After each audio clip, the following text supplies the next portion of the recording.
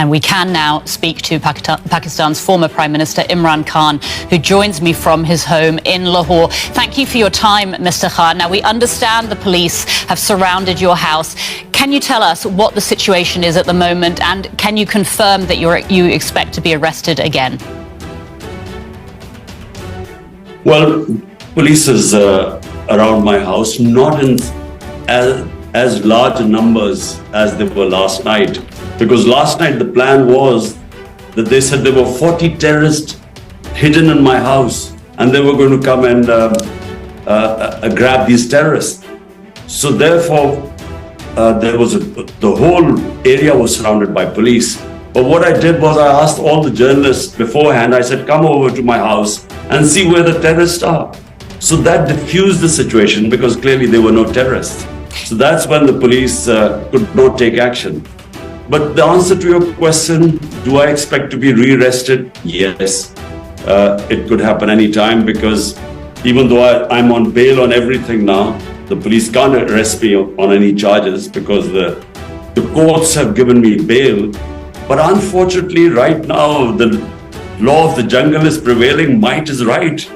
7,500 of my workers have been arrested. All my senior leadership has been arrested. So what will happen, I don't know, but I expect to be re-arrested. Mr. Khan, the Pakistani government says that you are sheltering some of your supporters who are accused of attacking the army. So do you reject that claim? It is absolute nonsense. What happened was that when they illegally abducted me from the High Court precincts, it was all illegal, and the way they grabbed me, they beat my lawyers, people got injured, as if I was some terrorist. And those images created this demonstrations all over Pakistan because my party is by far the biggest party, federal party in Pakistan. Now, what they did was they used these mass demonstrations that took place, they perpetuated violence, which is, I don't remember such violence. They shot dead 25 people, which we already know, but there are others which we can't know because then they started arresting 7,500 workers have been arrested. We don't know what's going on. All my leadership has been arrested. So they used that pretext to crush my party because this is the election year and my party's poll in the polls, it's 70% ratings right now. Mr. So in Khan, order to crush the party that we don't contest the elections, this is why all this is happening. Mr. Khan, you've spoken about the street protests that were sparked by your arrest last week. Will you be calling for calm among your supporters to avoid further violence, or are you encouraging people to protest? Look, the protest took place when they saw me being abducted from the precincts of the High Court by the army. That's why the protest took place. There are no protests right now. There is no public disorder. But what is happening is that there's a crackdown, unprecedented crackdown taking place. I again repeat, my entire senior leadership is in jail. They get bail from court. As they come out of the court, they again get re-arrested. There are women who've been arrested. A lot of the women living in awful conditions because it's extremely hot there. And unfortunately, right now it is a reign of terror we are facing. Mr. Khan, I'd like to ask you right now. I'd like to ask you, if I may, about the dozens of cases that have been brought against you in recent months, mostly on charges of corruption, but there's also terrorism, contempt of court. I'd like to hear from you, do you deny all of them? Look, there are 150 cases on me. Out of those 150 cases, 4 were when I was in jail. When I was inside the jail, there were 4 more criminal cases against me. There are 40 terrorism cases against me. 15 criminal cases in one day. Even a hardened criminal could not commit 15 crimes in a day. So there are 2 corruption cases which are being contested. So, I mean, as someone who's been known in this country for 50 years, never committed one crime, certainly in the last few months, He's had 150 cases. No one believes this. People know me in this country for 50 years.